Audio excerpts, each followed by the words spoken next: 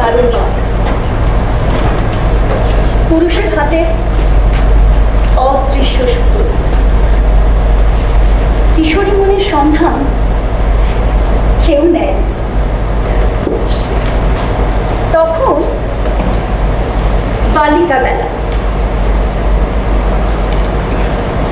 নাচ শিখতাম। নাচ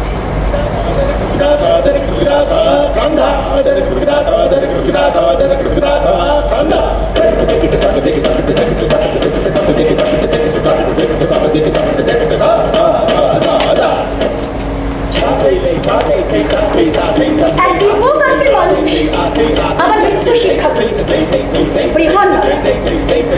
তিনি অনায়াস দক্ষতায় মুদ্রাগুলি তুলে দিতেন আমার হাতে পায়ে। আমি পুড়িয়ে দিতাম, সঞ্চয় করতাম, ব্যবহার করতাম। সেই অনন্য মানুষটি তখন আমার কাছে বাইরের পৃথিবীর বাতায়ন। তিনি তখন আমার দুটি পায়ে দিচ্ছেন ছন্দ আর মনে জোগাচ্ছেন আনন্দ। আমিও ছোট্ট নদীটির মতোই সহজ ছিলাম তার কাছে।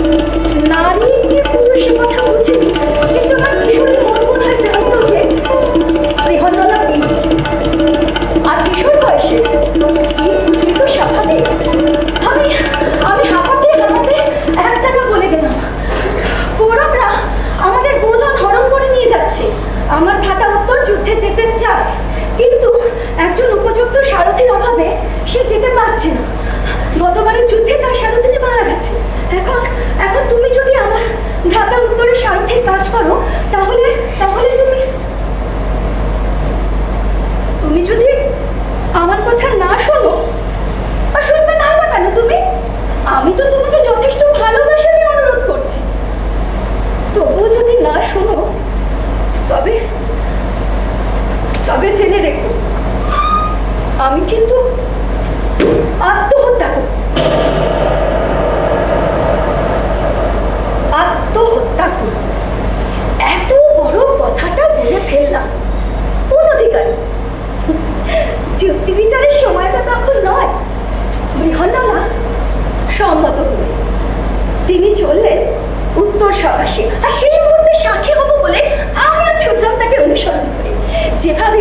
যেভাবে নাগবধূ তার গজস্রাবী দ্বৈত মত্ত স্বামীর অনুগমন করে।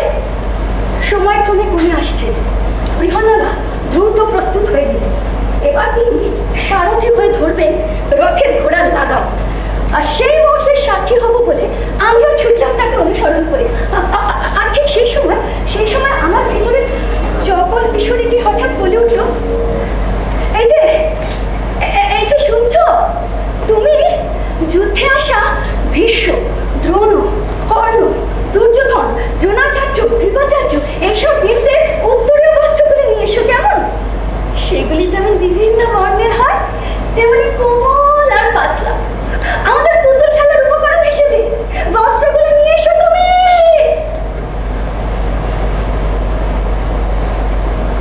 ভীষ্ম, দ্রোণ, কর্ণ, দুর্যোধন, অশ্বত্থামা, কৃপাচার্য এসব ভারত খ্যাত বীরদের বিরুদ্ধে যুদ্ধে যাওয়ার আগে কি আমি বুঝতে পেরেছিলাম যে কৌরবরা এই যুদ্ধে পরাজিত হবে? আর যদি বুঝেও থাকি তাহলে ভ্রাতা উত্তরকে অনুরোধ না করে সামান্য সারথি বৃহন্নলাকে করতে গেলাম কেন? আশা আকাঙ্ক্ষার নাগরদোলায় ঘুরপাক খাচ্ছিলাম আমরা।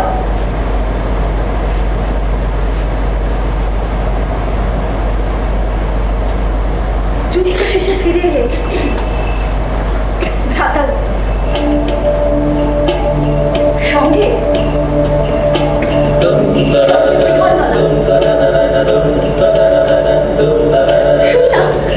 শুনলাম একটা সোনা খাতেই নাকি পর্যদস্ত হয়েছে কৌরব শিবির। কিন্তু এত বড় যুদ্ধ জয়ের পরেও তিনি নাকি ভুলে যাননি তার কিশোর ছাত্রের উপর। যুদ্ধ শেষে নিজ হস্তে আমাকে অর্পণ করলেন উত্তরীয় বস্ত্র, হলুদ, নীল, সাদা। দ্রোণাচার্য আর কৃপাচার্যের দুটি সাদা, কর্ণেরটি হলুদ, আর দুর্যোধন অশ্বত্থামার বস্ত্র দুটি নীল রঙের। আমাদের পুতুল খেলার উপকরণ।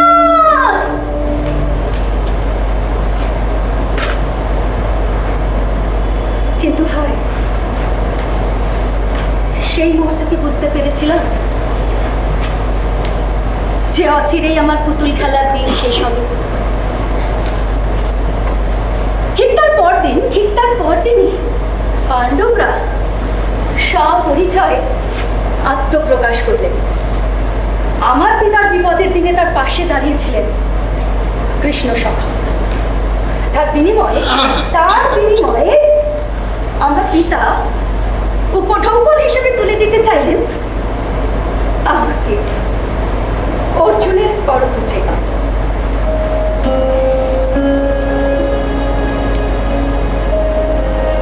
পিতৃসম সখা অর্জুন, অভিভাবকের মতো যিনি আমাকে মুগ্ধ করেছিলেন সেই অর্জুন,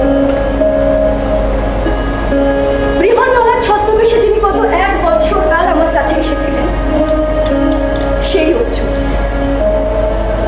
আমার পিতা একবার জানতেও চাইলেন না উত্তরা, তুই কি চাস মা? কাকে চাস? মহানুভব অর্জুন একবার,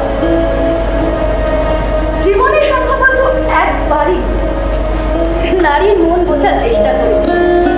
তিনি তো গত 1 বৎসর কাল আমার সঙ্গে প্রায় অনুক্ষণ কাটিয়েছেন অন্তঃপুরে। দেখেছেন আমার ওঠা বসা চলা ফেরা প্রতিটি অঙ্গ বিক্ষেপ। আর আমিও তার উপর রেখেছিলাম সম্পূর্ণ বিশ্বাস। হয়তো পিতারই মতো, কিংবা এও হয়তো পুরুষ মানুষের নিজেকে লোকচক্ষু সন্দেহের ঊর্ধ্বে রাখার এক প্রচেষ্টা। অর্জুন তো গত 1 বৎসর কাল বৃহন্নলার ছদ্মবেশে বিরাট রাজার অন্তঃপুরে কাটিয়েছেন নৃত্য শিক্ষা দেবার ছলে। আজ যদি তিনি আমাকে হঠাৎ বিবাহ করতে সম্মত হন, তাহলে তো এই প্রশ্ন উঠতে বাধ্য যে নিশ্চয়ই ক্লীবত্বের আড়ালে অর্জুন এমনই কোনো কাণ্ড ঘটিয়ে থাকবে যে কারণে আজ তিনি এক কন্যাসম কুমারীকে বিবাহ করতে বাধ্য হচ্ছে। কারণ চাই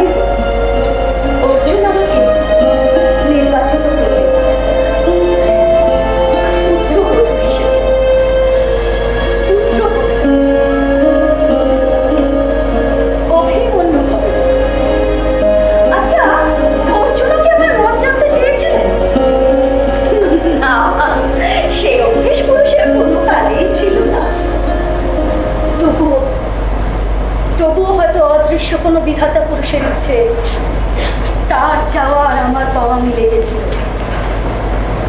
দেব কিশোরের মতো তার অবয়ব, বাল্যকাল হতে প্রবাদ প্রতি অস্ত্র নৈপুণ্য, পুরুষোত্তম কৃষ্ণ তার মাতুল, তিনি অভিমন্যু। বিধাতা পুরুষের ইচ্ছে, বিধাতা পুরুষ, নারীর কোনো বিধাতা নেই। যদি থাকতে তাহলে আমার জন্য নিশ্চয়ই অন্য কিছু লেখা থাকবে।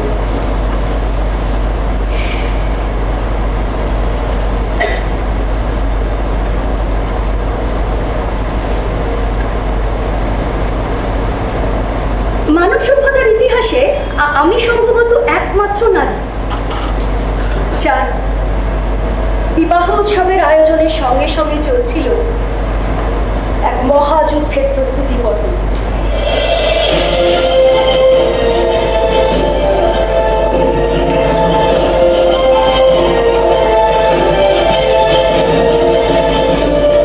বিবাহের কোমল রাগিনী ছাপিয়ে উচ্চতর হচ্ছে রণসঙ্গীতের সুর। তবু পরিণয় হল। সকলে বলছিলেন বিবাহ সজ্জায় আমরা নাকি অমর্ত্য লোকের বাসিন্দা বলে ভোগ হচ্ছে। শরীরে আমি হঠাৎ করে অনুভব করলাম আমি যেন কিশোরীটি নেই। অভিমন্যুর চোখে চোখ পড়া মাত্র সেই আমি যেন যুবতী, ঝড়িয়ে জলপ্রপাত ছড়িয়ে নিজেকে মেলে দেওয়ার রাস্তা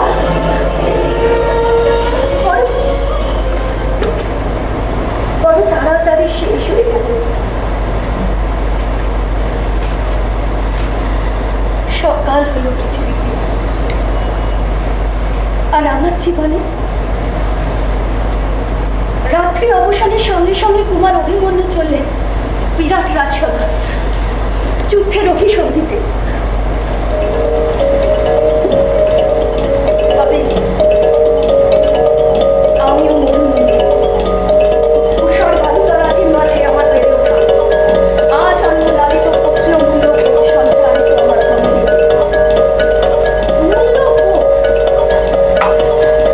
যে সূক্ষ্ম মানবের বোধগুলিকে যাবতীয় জাগতিক নীতির বিনিময়ে কিনে নেওয়া হয়। ক্ষত্রিয় নারীকে যুদ্ধ ভয় নিচলিত হতে পারে নাকি বিচরণের প্রকাশ ঘটাতে পারে।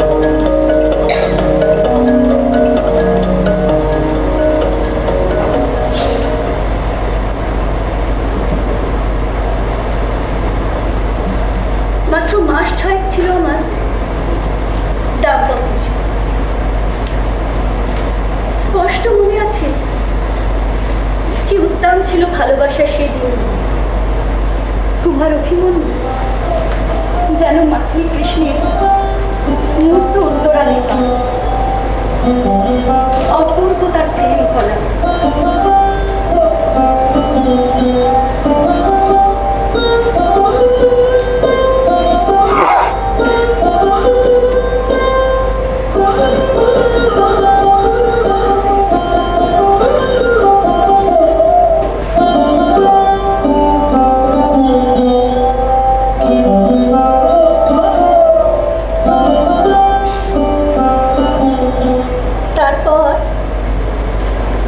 তারপর ভারতবর্ষ জুড়ে বেঁচে উঠল রণসংগ্রাম।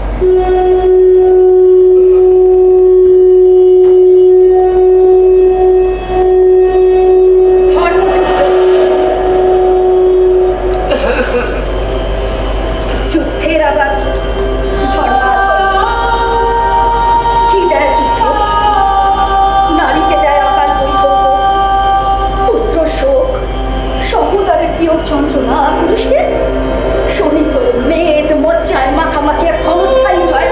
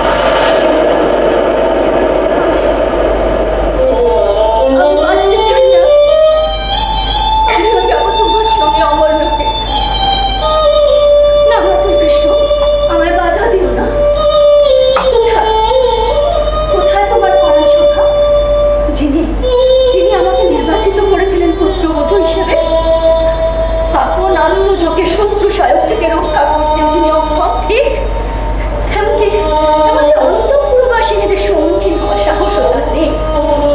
তাই মাতা সুভদ্রাকে, মাতা দ্রৌপদীকে আর আমাকে সান্ত্বনা পাঠিয়েছে। তুমি কি বলবে আমি জানি বাসুদেব, বাল্যকাল থেকে শুনে আসছি ক্ষত্রিয় যোদ্ধাদের জীবনটাই অনিশ্চিত। তার জন্য শোক করো না, উনি অমৃত জগতের বাসিন্দা হয়েছেন। আমিও তো তাই চাই তার সহগামিনী হতে। তবে আমাকে অনুমতি দিচ্ছ না কেন? নারী বলে কি এতটুকু অধিকার প্রাপ্য নয় না? হ্যাঁ, আমি জানি আমি গর্ভবতী, কিন্তু কি লাভ এই বদ্ধভূমিতে আরো এক সন্তানের জন্ম দিয়ে? তাকে সুস্থ জীবন দিতে পারবে তো ত্রিভুবনী অঞ্চল বাসুদেব? না বাসুদেব, আমি চাই না, আমাকে চলে যেতে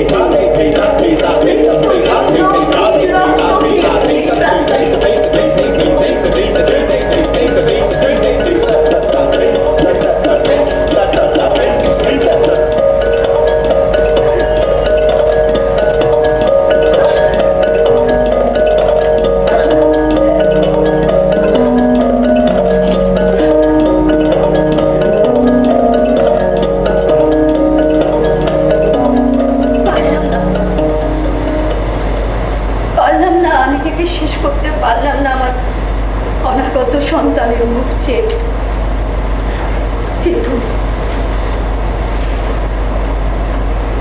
কিন্তু অশ্বত্থামা তার ব্রহ্মশির অস্ত্রখানি সম্বরণ করতে না পেরে তার লক্ষ্য স্থির করলেন আমার গর্ভে। স্বামীকে হারানোর পঞ্চম দিনে আমার গর্ভস্থ সন্তানটিও মৃত্যুর জন্য নির্ধারিত হলো।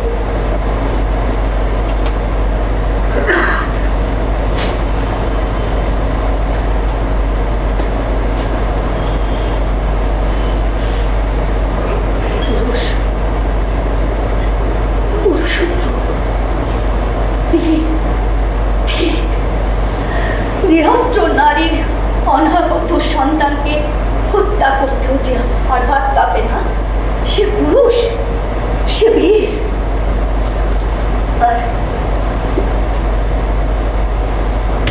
আর মহামতি ব্যাসদেব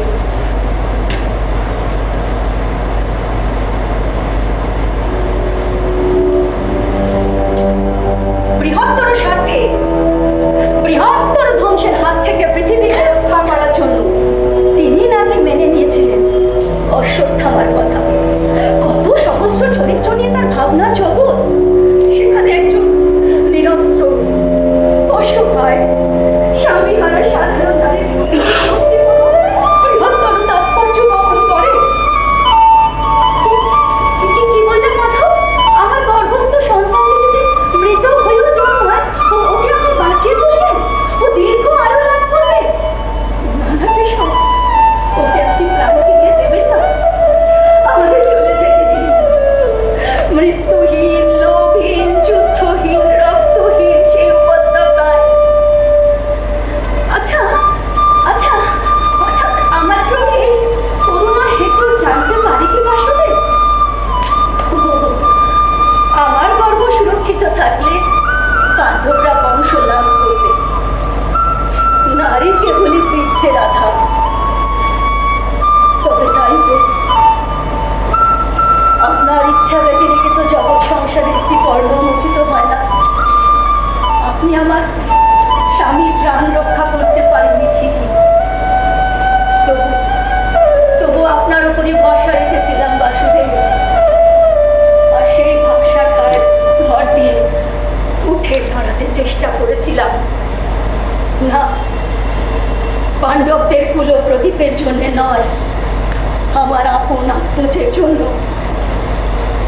একবার ব্রহ্মা মিথ্যা হন, মিথ্যা হোক অশ্বত্থামার ব্রহ্মশির অস্ত্র সত্যি হয়ে বেঁচে থাক আমার পেটের ভেতর নরম একজোড়া পায়ের দাপাধাপি, নরম একজোড়া পায়ের দাপাধাপি।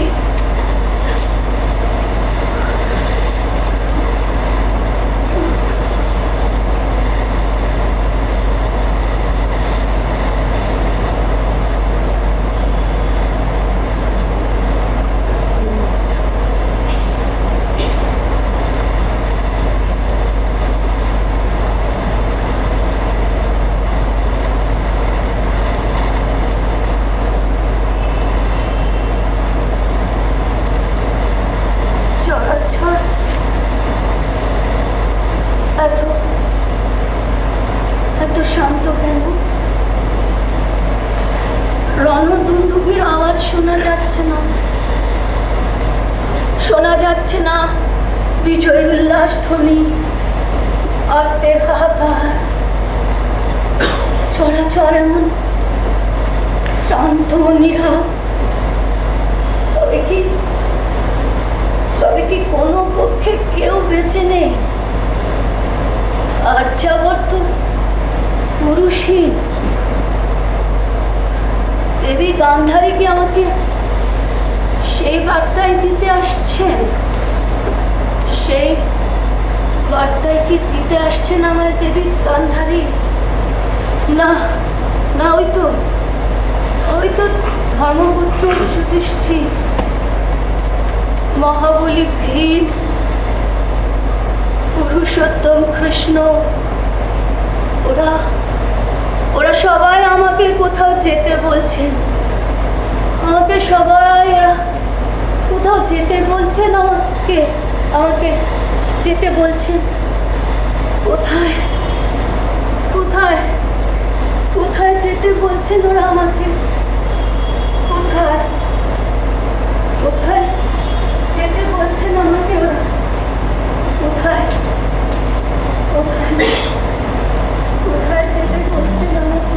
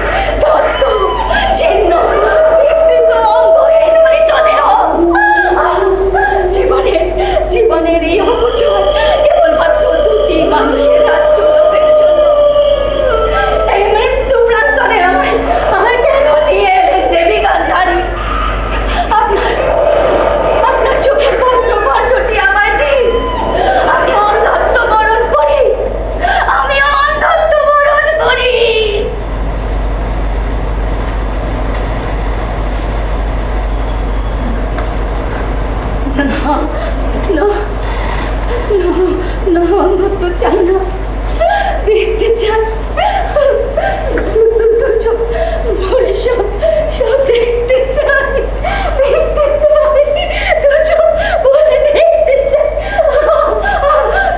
চাই তো চোখ ভরে।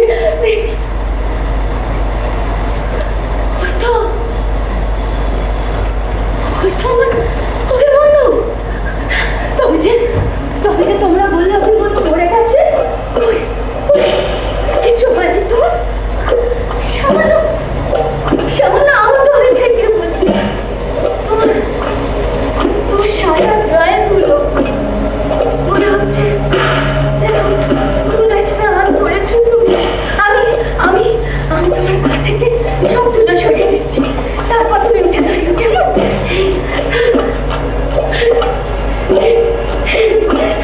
এই দেখো আমি তোমার শরীর থেকে সব ধুলো সরিয়ে দিচ্ছি।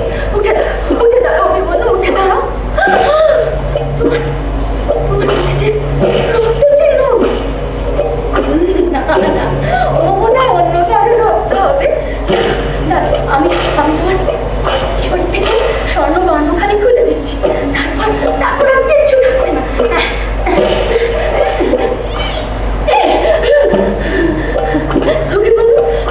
আর কিছু নেই, দেখো আর কোনো রক্ত চিহ্ন নেই। উঠে দাঁড়াও, উঠে দাঁড়াও। কৃষ্ণ, দেখো তোমার অভিমন্যু, দেখো অভিমান তোমার মতো চোখ দুটি, সব তোমার মতো। তোমার অভিমন্যু মাটিতে শুয়ে আছে কৃষ্ণ, ওকে উঠে দাঁড়াতে বলো। মহাবীর হলে কি হবে? দেখো কি কোমল শরীর, নরম দীর্ঘ চর্মের সজ্জা না হলে ও দুটি চোখে একটু বাঁচত না। সে কেমন দুঃখ মাতৃ বলে নিজেকে পেতে দিয়েছে। আমার খুব কষ্ট হচ্ছে, তাই না কৃষ্ণ? খুব কষ্ট হচ্ছে তোমার অভিমন্যু। হাত দুটি এমন অদ্ভুত ভাবে মাটিতে ছড়িয়ে রেখেছ। মানুষ যখন গভীর ঘুমে আচ্ছন্ন থাকে তখন তার স্বয়ং প্রতিমা ঠিক এরকম হয়। বিশ্বস্ত বেশ পোশাক, এলোমেলো কেশ রাজি। এই কটা দিনের যুদ্ধে তুমি বড় ক্লান্ত হয়ে পড়েছ পুরুষা। তাই বোধহয় এমন করে ঘুমিয়ে রয়েছে।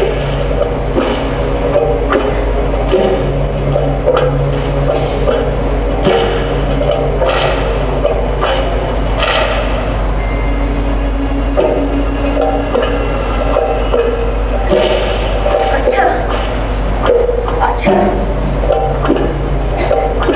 দেখেছো, তখন থেকে আমি একাই কথা বলে যাচ্ছি। তুমি কোনো উত্তরে দিচ্ছ না, কেন করছো? কি এমন অন্যায় করেছি আমি? এই তো কদিন আগেও দূর থেকে আমাকে দেখলেও ডাকতে, উত্তরা উত্তরা বলে। দেখো দেখো, তোমার উত্তরা তোমার আয়ত নয়নের সামনে নিজেকে মেলে দিয়েছে, তোমাকে সমর্পণ করেছে প্রশস্ত পক্ষে। তোমার শরীর আমায় উত্তাপ ফিরিয়ে দিচ্ছে না কেন? এই দেখো, আমি আমি আমি আমি তোমার মাথা তুলে নিয়েছি আমার কোলে। এই সময় তুমি কেমন চঞ্চল হয়ে উঠবে। অভিমন্যু, অভিমন্যু, সারা দাও অভিমন্যু, উঠে দাঁড়াও।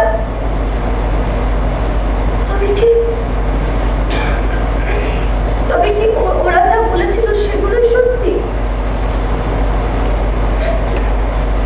তুমি না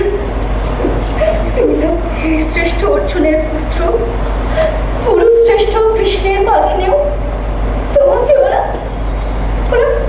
হারিয়ে দিল অভিমন্যু।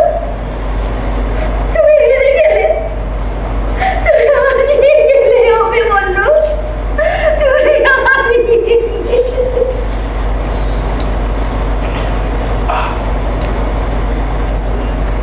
আচ্ছা আচ্ছা, তুমি যাদের সঙ্গে যুদ্ধ করছিলে তাদের তুলনায় তুমি নিতান্তই ভালো।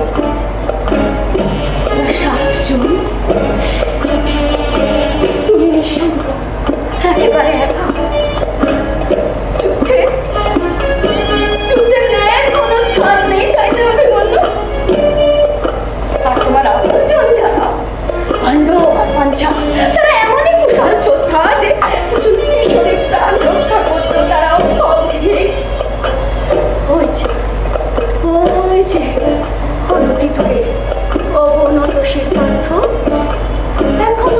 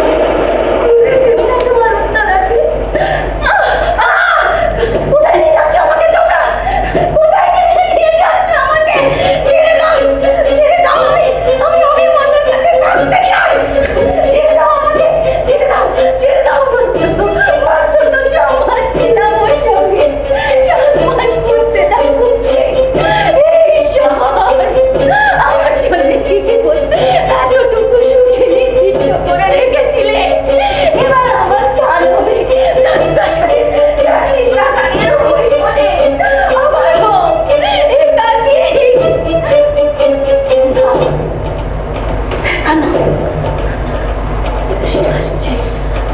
আমার আমার আমার শরীরের ভেতর যে মন বড় হয়ে গেছে, সে যেন মাটির স্পর্শ পেতে চাইছে। কি বলে ওসব যন্ত্রণা। এখন তো তার আসবার সময় নয়, মাত্রই তো 6 মাস। তবে কি না, এই শরীরে তো প্রাণের স্পন্দন নেই। তবে কি সত্যামা ব্রহ্মশীল অস্ত্র কৃষ্ণ কৃষ্ণ यदा यदा हि धर्मस्य ग्लानिर्भवति भारत কৃষ্ণের বংশ अभ्युत्थानमधर्मस्य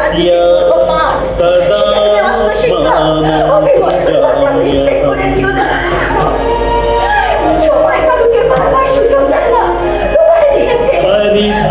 परित्राणाय साधूनां विनाशाय सद्गुणानां धर्म संस्थापनार्थाय सम्भवामि युगे युगे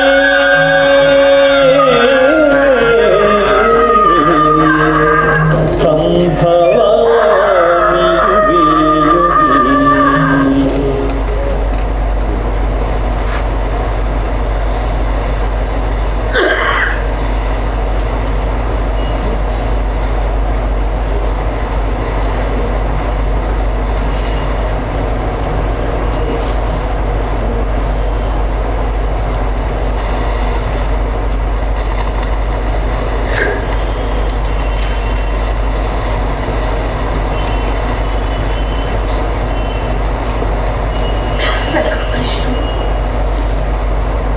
আমি আর অভিমন্যু দুজনেই পুত্রহীন হলাম। আচ্ছা আচ্ছা, অশ্বত্থামা যখন তার ব্রহ্মশীর অস্ত্রখানি প্রয়োগ করছিল, তখন তুমি বা যুধিষ্ঠির কেন বললে না যে ওই অস্ত্র উত্তরাকে বিদ্ধ করো? আমি তো মরেই আছি কৃষ্ণ, আমার সন্তানটি বেঁচে যেত।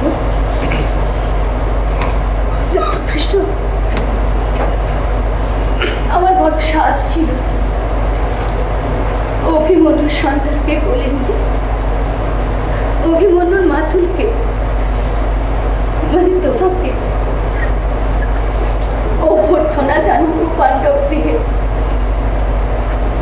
অভিমন্যুর সঙ্গে সঙ্গে যে আমিও মারা যাইনি, সে তো কেবল এরই জন্য। বলো,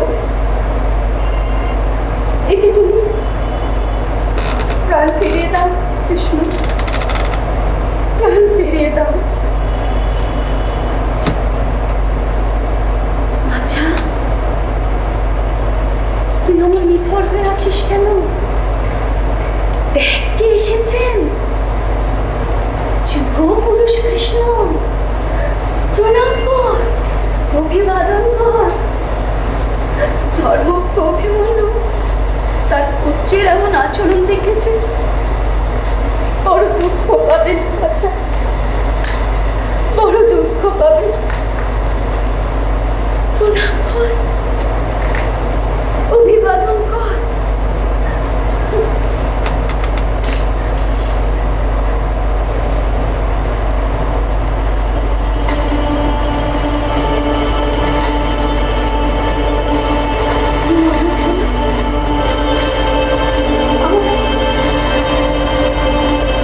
আমার বাচ্চা পা থেকে নড়ে উঠল, আমি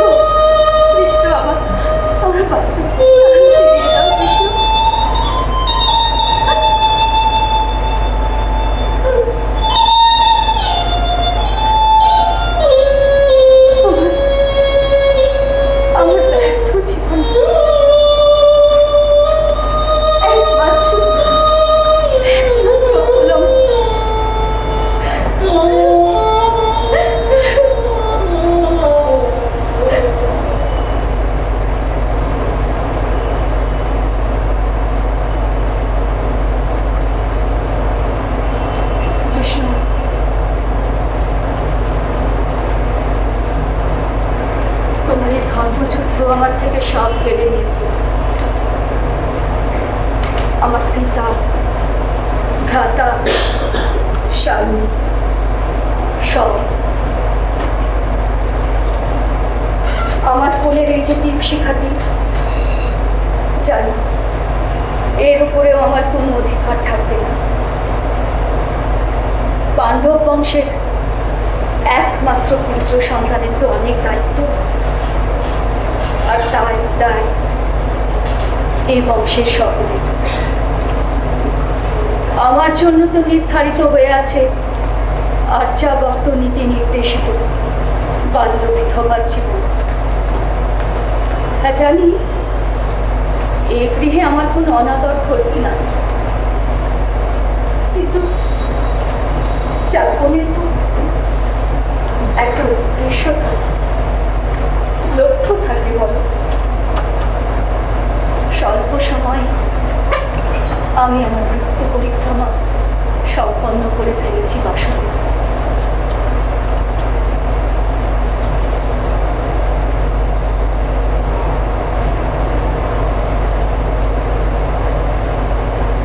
আমাকে অনুমতি দিন ব্যাসদেব, আমি মনুষ্যদেহ ত্যাগ করি অভিমন্যুর সঙ্গে প্রতি লোকে মিলিত হই। আমার নিষ্ক্রমণ ফল নির্দিষ্ট করুন।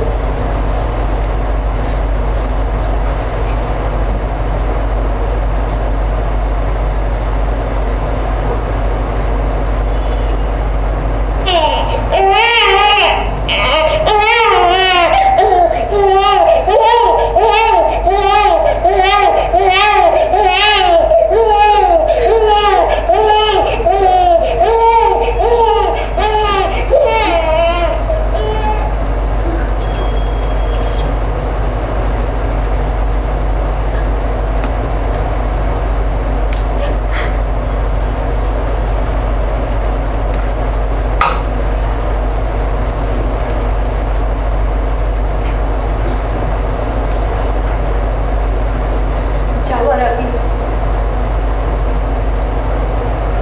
একটা কথাই বলে যাই কৃষ্ণ,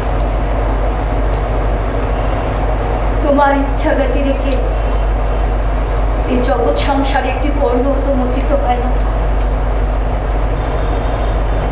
ভালো রেখো পৃথিবীকে,